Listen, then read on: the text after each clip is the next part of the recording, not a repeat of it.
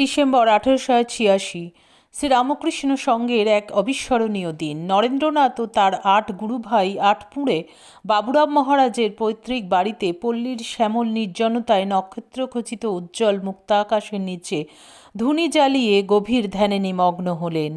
ধ্যানের শেষে নরেন্দ্রনাথ যীশুখ্রিস্টের ত্যাগ, তপস্যাপ্লুত অপূর্ব জীবন প্রাণস্পর্শী ভাষায় অনর্গল বলতে লাগলেন। সেই প্রাণপ্রদ বাগ্মিতার প্রভাবে ধুনির লেলিহান অগ্নিশিখাকে সাক্ষী রেখে 9 জন ত্যাগী সন্তান শ্রী ভগবানের পাদপদ্মে অটুট সংকল্প নিলেন। তারা সংসার ত্যাগ করবেন।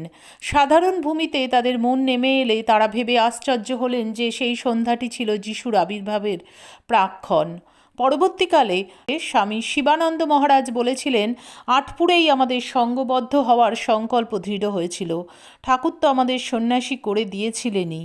ওই ভাব আরও পাকা হলো